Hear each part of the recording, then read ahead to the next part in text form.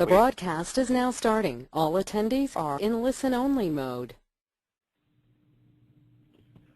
Well, good afternoon, everybody. This is Wayne Benson from EPL. I'm President and CEO of EPL, and I appreciate you being here today to join us as we talk to you about a very important subject that's occurring out in the marketplace, and that's the changing environment within the healthcare arena.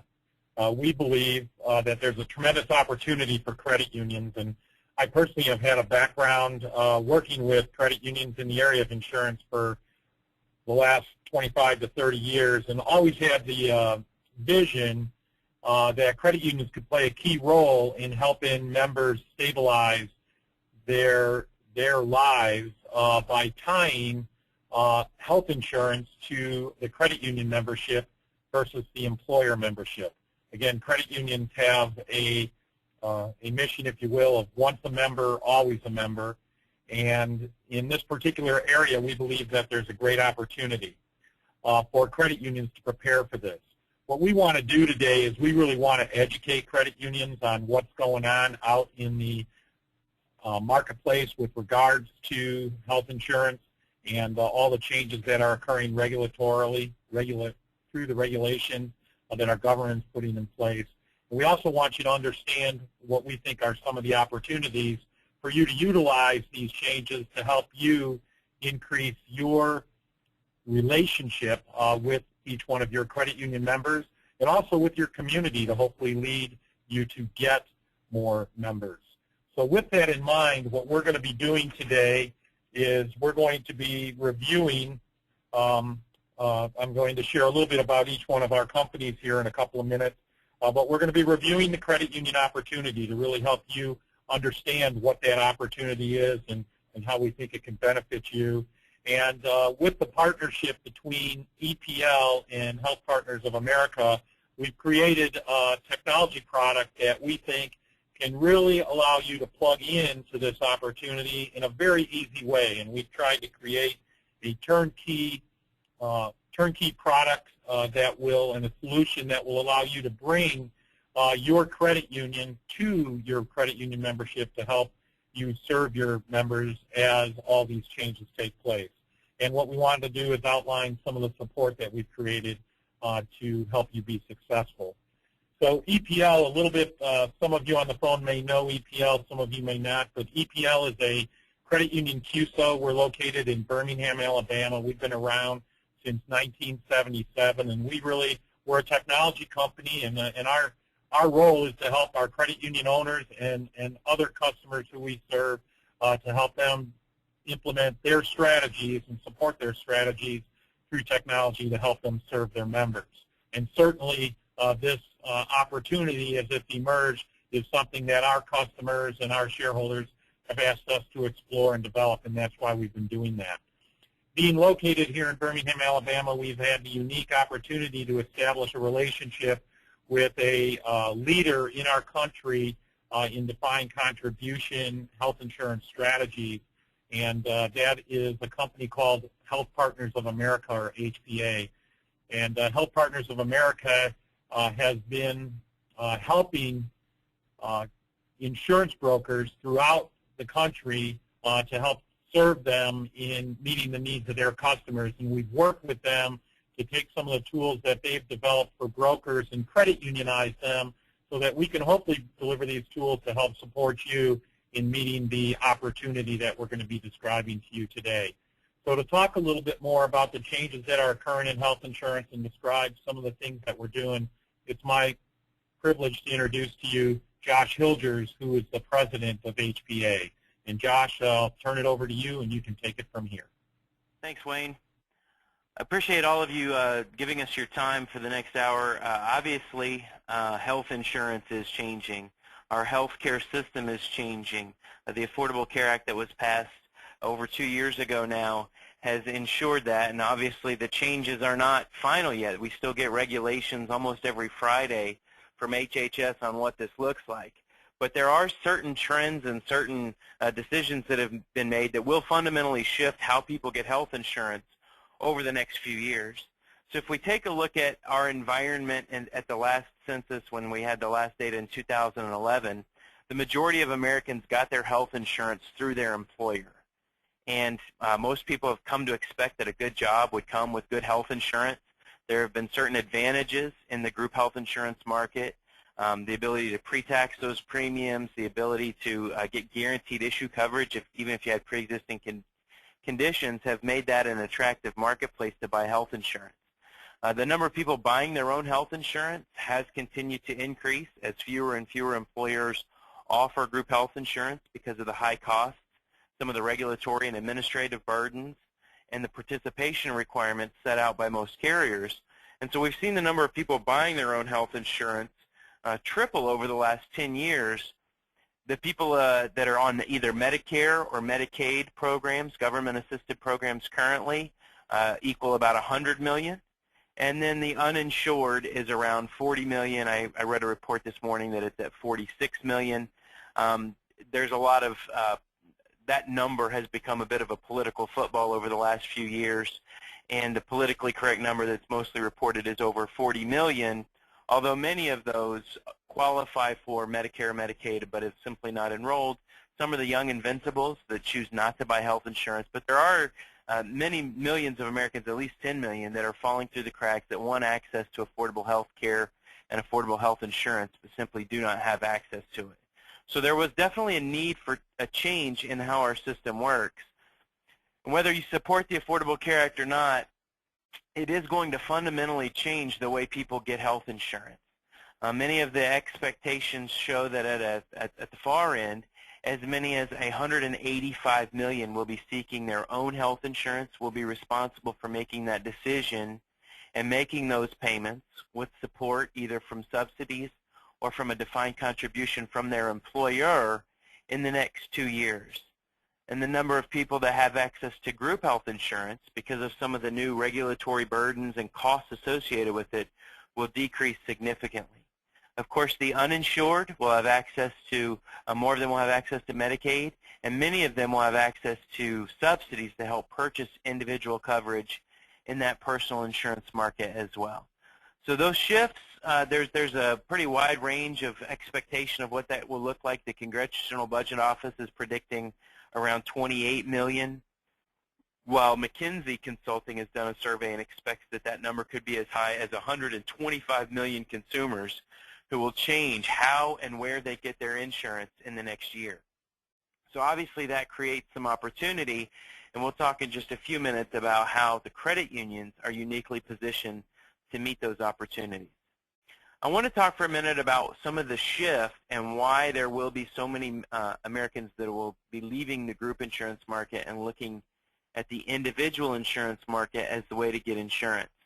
The costs are going to go up. We'll talk a little bit about why that's going to happen, but really the regulatory burden on employer groups is something that you don't hear much about. It's not as quantitative as the premiums, and you can't spreadsheet it as easily. But there are a ton of new notices and new reports that are required by employers to send to their employees at certain intervals and by certain times, or else they face severe penalties. So the new liabilities that puts on an employer, especially a small employer who doesn't have a legal team or an HR team to stay on top of these, can be pretty overwhelming. There's also 6 big changes that are going to impact consumers that will drive more of the employers to see the individual market as the ideal marketplace for their employees. The first one is guaranteed issue and renewal coverage in the individual market. Up until January of this coming year, the individual market since the 70s has been medically underwritten in 45 of the 50 states. So in order to get coverage in the individual market, you've had to answer a medical questionnaire, and the carriers could decline you or could exclude any of your pre-existing conditions. They will no longer be able to do that starting in 2014. So that's going to make a lot more employees who previously have not been eligible for individual coverage. There's an individual mandate. So many of the Americans who are the young invincibles or those that are going without insurance that could afford insurance will have to purchase insurance or pay a penalty for not purchasing the coverage. Number 3, the subsidies for individuals and families below 400% of the federal poverty level. This is really going to be a big driver because most folks have just seen the news coverage and are expecting that the Affordable Care Act was only meant for low-income Americans. In fact, 400% of federal poverty level for a family of 4 is over $90,000. And for a family of 5, it's over $110,000. So many middle-class Americans would qualify for these subsidies, but only if their employer is not offering affordable and qualified coverage. So this is a new dynamic that's going to affect 63 to 68% of all Americans who fall within those income categories.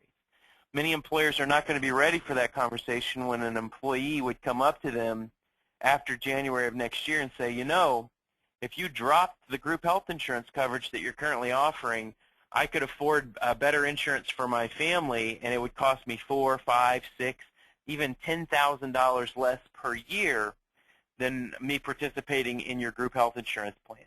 So it's just a new dynamic in the marketplace that hasn't been there before that employers are going to need to understand and need to know how to react to.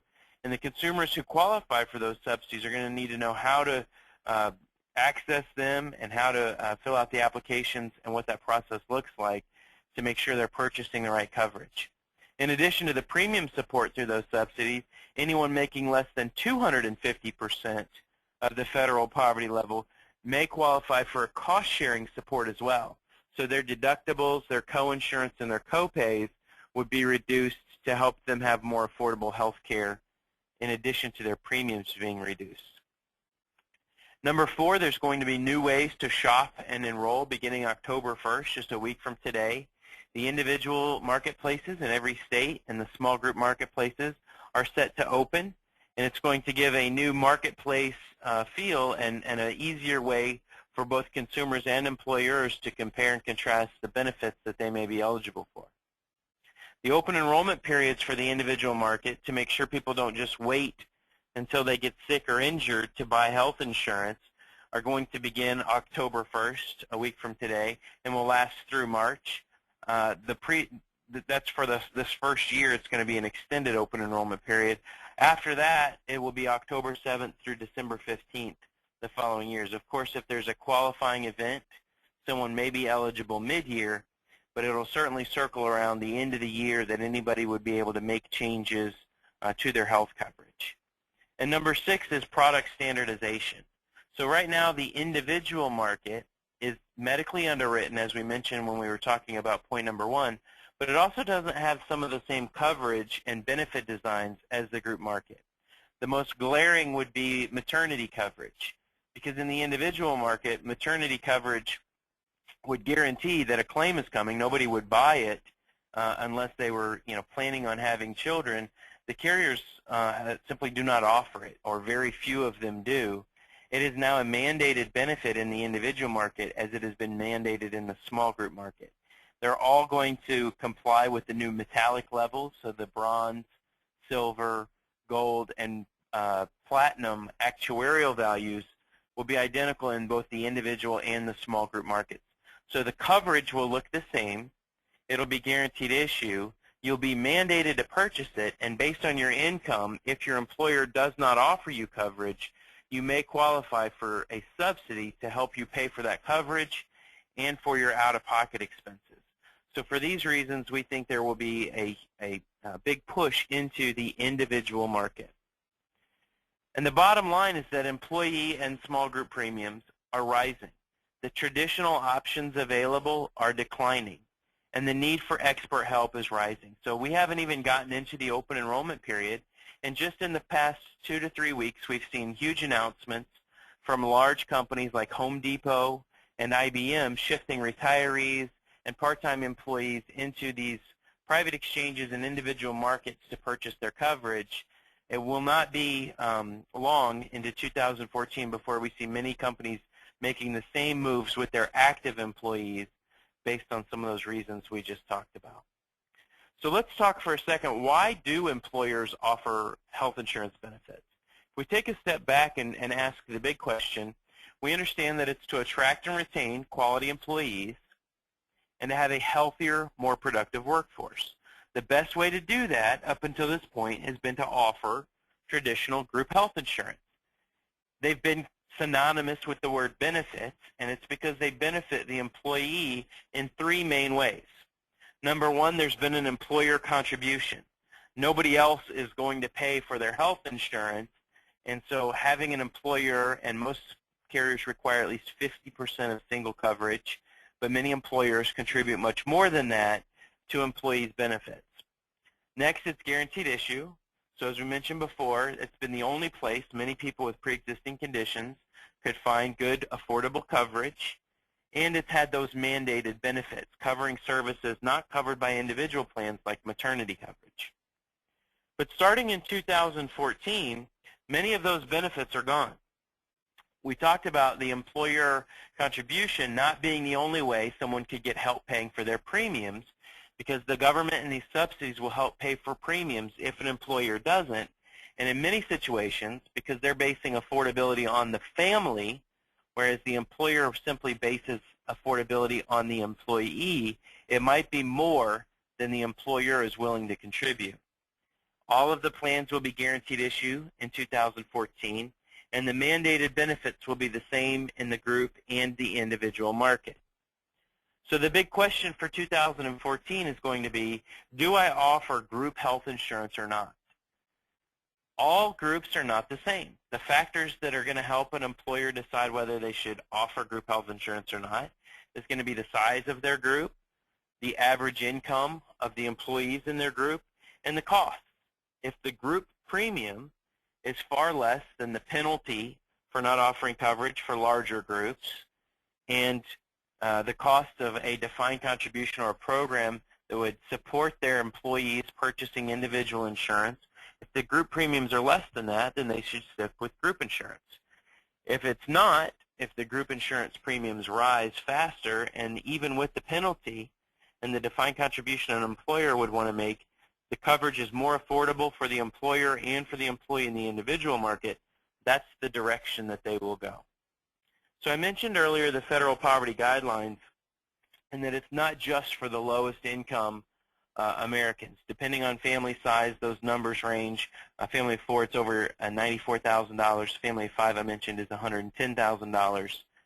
And the 250% level is going to be about what the average American household income is, which is around $50,000. Those would not only qualify for premium support, but for support in their out-of-pocket costs as well. So if we take a look at the highest end on the 400% scale for a single, the premium cap, the most they would have to pay for their health insurance, the most, mind you, that if they're young, they could pay much less than this, but the most would be $363.85.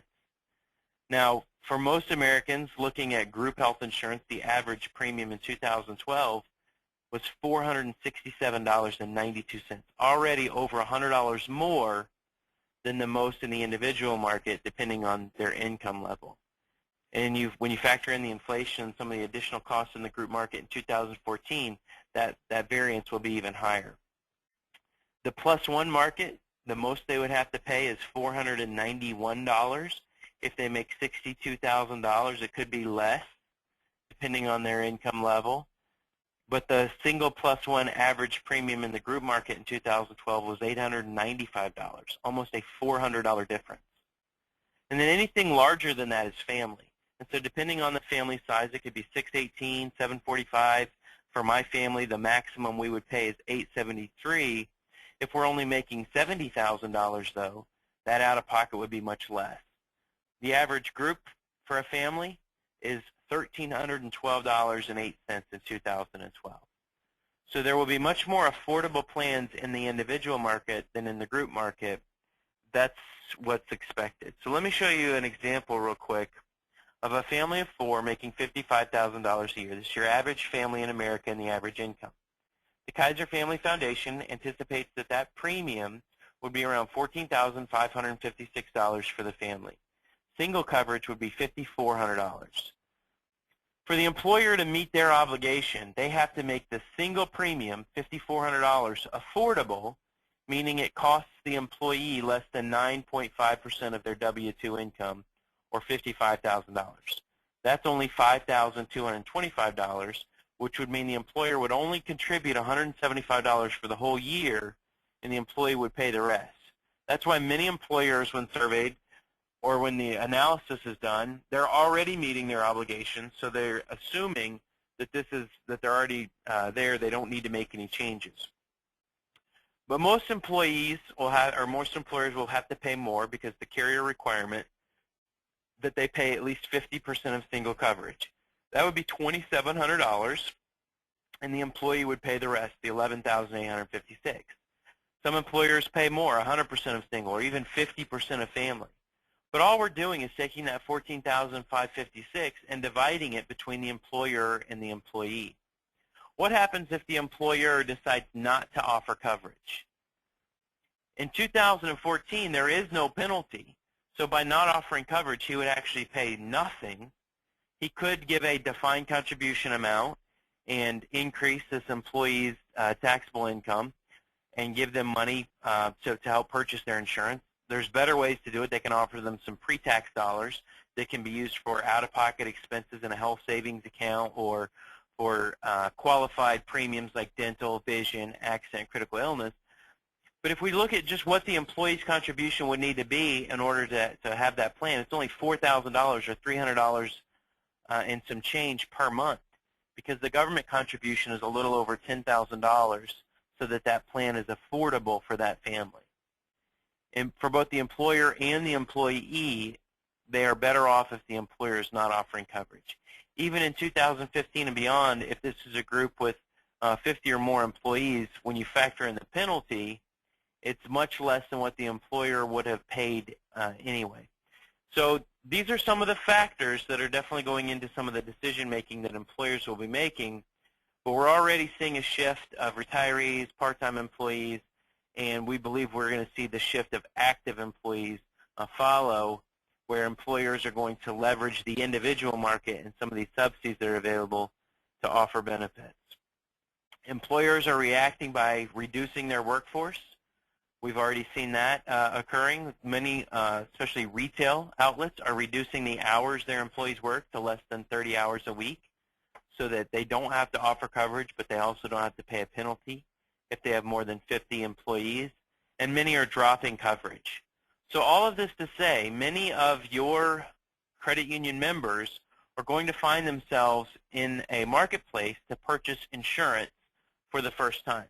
Many of your members may already be shopping for health insurance and would want to be able to do that in a place that they trust with their credit union. So all of this, the shift towards individual insurance, would equal opportunity for the credit union as they are able to become a community hub connecting the members, the potential employer groups, the potential members, and the employer groups to the right coverage and the right expertise.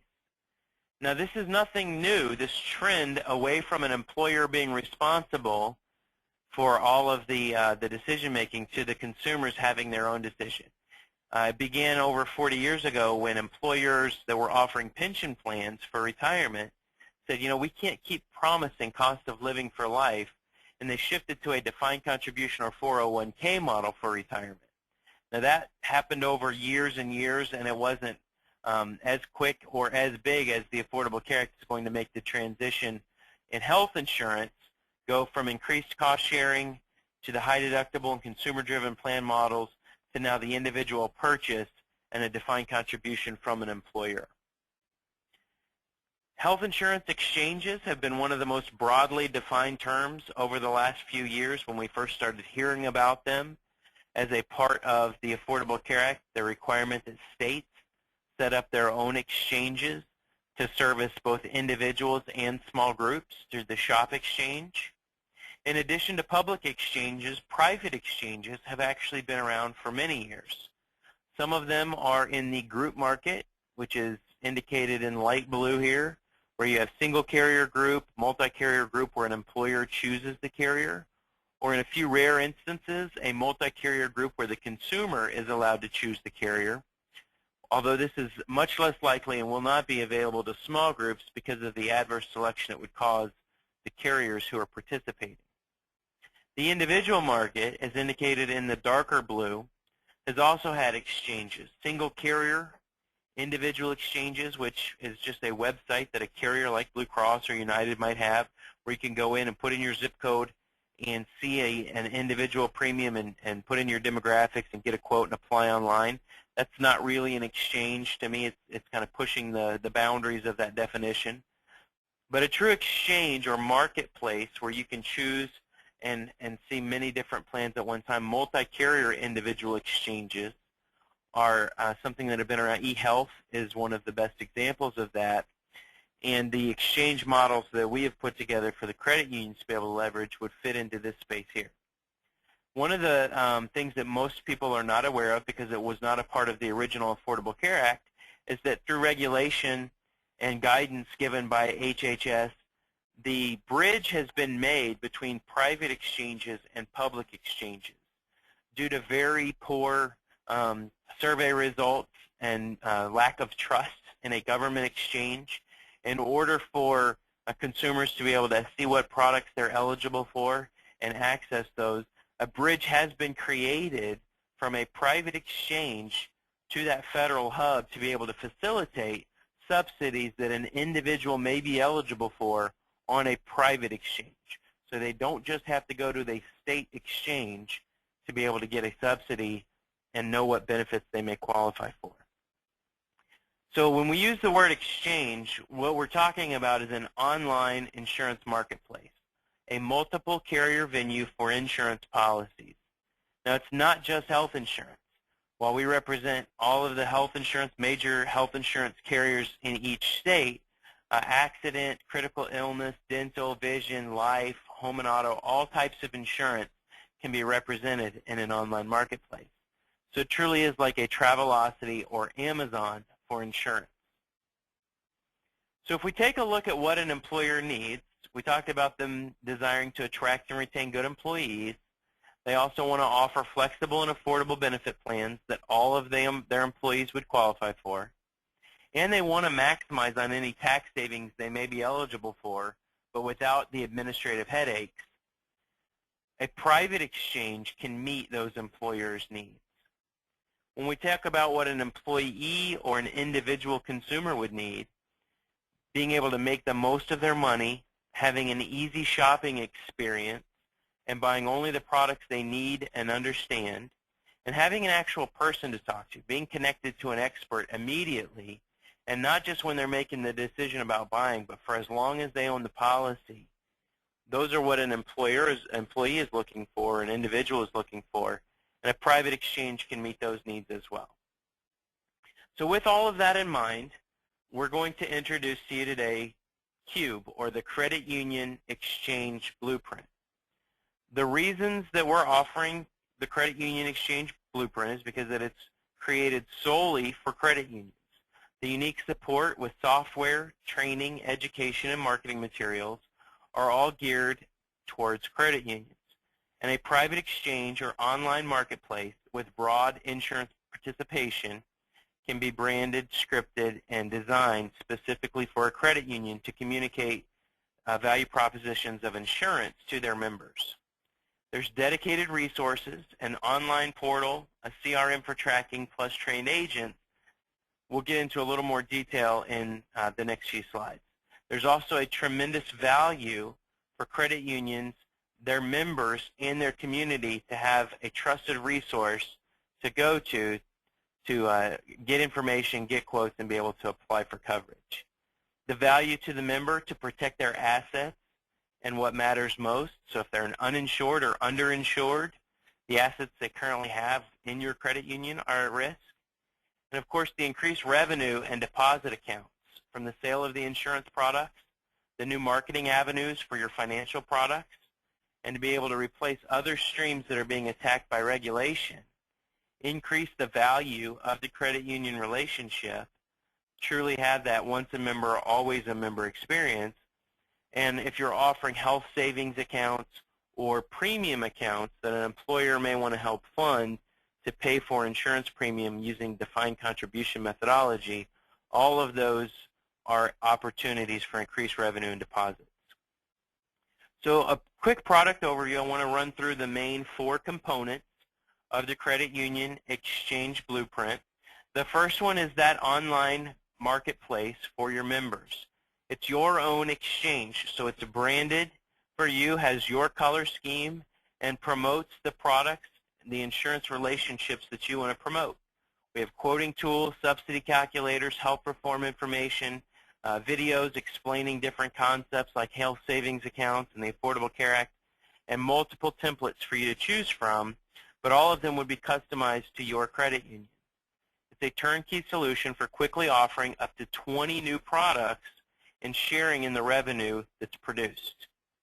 And again, all of these can go to support existing insurance relationships that you may have. Here's an example of some of the other templates that you can start from. The second component is the private exchange administrator area. This is where the tools and the training modules to keep your staff and your team up to date, your business development marketing team up to date with what's going on and what opportunities are created because of the Affordable Care Act. All of the marketing materials, the one-pagers, presentations, PowerPoints, and a wizard to set up your private exchange can all be managed from the administrator area. Here's a screenshot of what that area looks like, and a screenshot of what some of those tools look like. There's also the Credit Union Blueprint Expert, which is the CRM or Client Relationship Management tool that allows you to manage and track any of those leads that are created in that online marketplace. There's some powerful reporting tools that are available, and it allows you to keep up with members or prospective members who are looking at insurance, getting quotes for insurance, or who are purchasing insurance products. You have full details from the Fulfillment Center on who's calling, who's clicking, who's purchasing, and what they're purchasing, and can generate customized sales reports weekly, monthly, quarterly, or annually. And the fourth component is the call center. A call center staffed with insurance agents that are licensed and certified to be able to facilitate those subsidies in all 50 states. Now, while our experts will do the heavy lifting, are going through those certifications, and can represent all of the carriers that are available on those exchanges, they will share in the revenue with you, with the credit union, for any of those deals that are closed. So altogether, these 4 components provide very broad capabilities, but based on your needs and how you approach your marketplace, we can proceed with very focused execution so that it's most profitable to you, so that the existing insurance relationships, the QSOs that you may currently have supporting you, are all able to be promoted without you having to create anything new through the Credit Union Exchange Blueprint. So what makes it unique is that it really is an end-to-end solution, starting with the training, the site branding, the lead direction, the products available, able to give guidance from a strategic standpoint for both groups and individuals, from prospecting all the way through the sales and servicing of the individual products.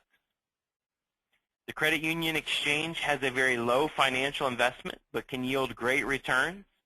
An average size credit union can see a 300% or greater return on investment in the first 2 years, and can continue to grow over time. In the subsequent webinar series, we're going to go through some of the pro formas and look at the numbers and see what they can actually do over time. And obviously, we want to provide support. This is not a technology system or a product that you buy. There's also the servicing, the education and training, and the expert assistance and updates, the marketing support, creating the outreach tools for your members, the communication tools, webinars the first and third week of every month to keep you informed of what's going on in the marketplace and how it affects you. And the Ready resource, the CUBE team is supporting you every step of the way. So the landscape is changing. The question that we ask is, are you ready? Most of you are employers yourself. How is health reform impacting you? Are your health insurance premiums going up or down? Are you hearing from your members asking about what they should do based on the Affordable Care Act? How are you equipped to deal with the required changes? Would you like to be a community hub for your staff, your members, and employer groups that you work with? To learn more about the Credit Union Exchange Blueprint and how it can benefit you, you can visit creditunionexchangeblueprint.com. And of course, we invite you to join us for our next webinar on October the 8th. So with that said, if you have any questions, you can go ahead and begin typing them into the question panel provided by the GoToWebinar dashboard there. We have a few already coming in, so I'm going to pop those out and see what kind of questions we have to answer here.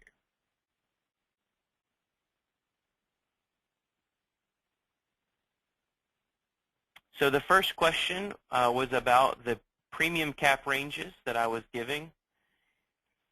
We jump back to that slide, and the answer is yes, Maria. These are monthly premium amounts and not annual premium amounts. So when we were looking at, sorry, I did not realize how far back it was. When we were looking at what the premium cap ranges were, this is on a monthly basis. So while most Americans are looking at about $467 a month for group health, the cap on the individual side would be $363. Although, you know, a 26-year-old, a 32-year-old would actually pay much less than that, even if they make $45,000 or more. Based on their age, their coverage would be less expensive.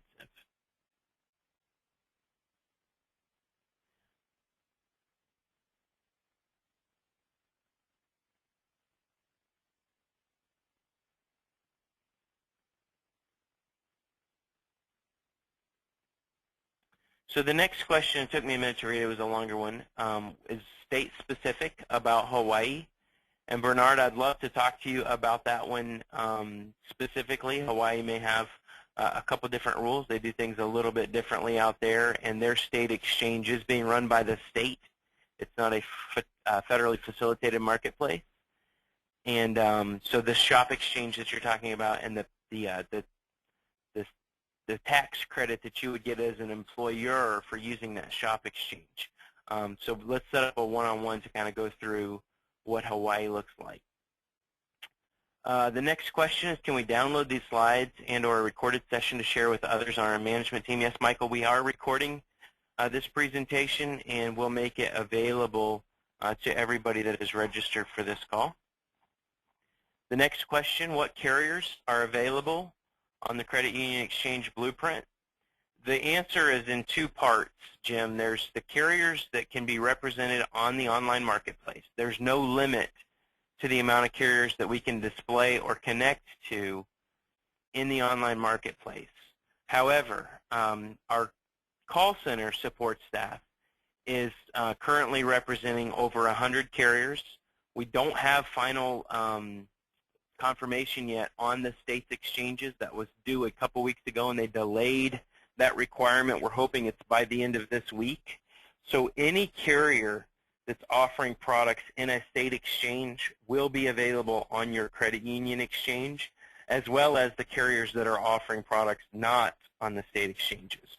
So you will not be limited and have less options than if you were to go to the state exchange. You will have more options than the state exchange.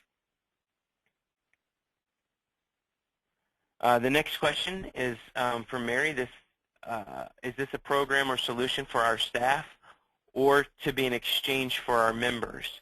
Mary, the answer is both. Many of the credit unions that we're already working with are gearing up for some and getting some great free publicity and press for doing some community events and promoting that they have a solution, that they are becoming a community hub for their community, for their members and prospective members to give them guidance.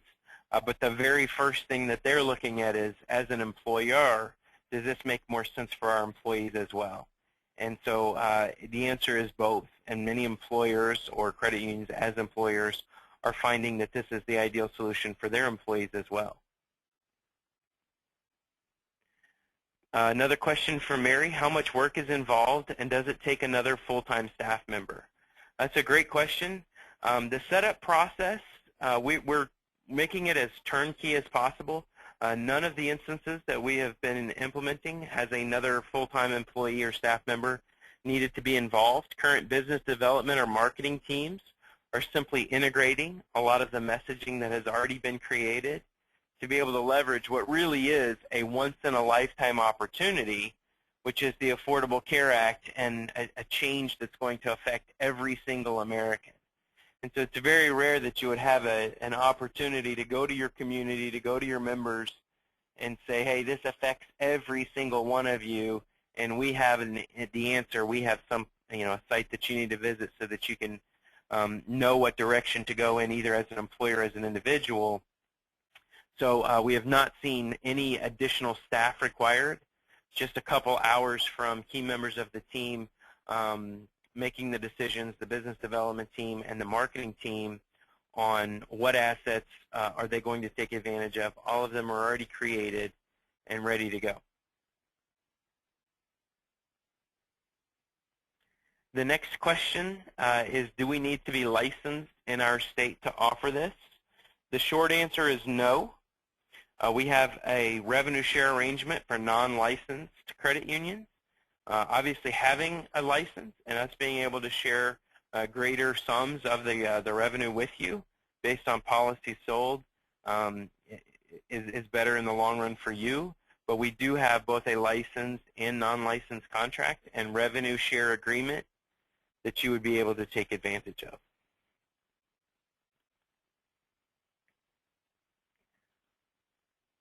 See if we have any other questions being typed in.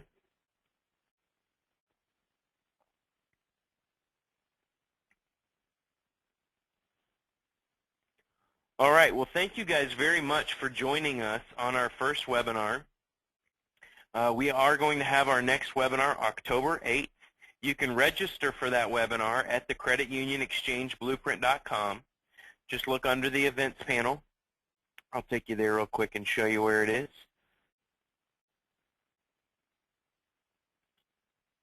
On the Get Educated, if you go to webinars, you can see all of the upcoming webinars and go ahead and register for them so that you can participate in those. You can see what each one, the subject of each one is, so if they're duplicating, you don't have to join that one. But we are going to continue to include very up-to-date information that we're receiving from HHS, the IRS, the Department of Labor, all of those who are involved in shaping the regulations around health reform, as well as news from the street, things like IBM, Home Depot, Walgreens, all making significant announcements over the last few weeks that are something for us to keep an eye on, as the trend with many employers, especially large employers who get the headlines, but also anecdotally small employers and members. As we enter into the open enrollment phase, we'll be 1 week into it when we conduct that next webinar, and we'll be able to give some real live feedback on what that's looking like for each state and how that works. So again, I thank you very much for joining us, and visit the Credit Union Exchange Blueprint for more information.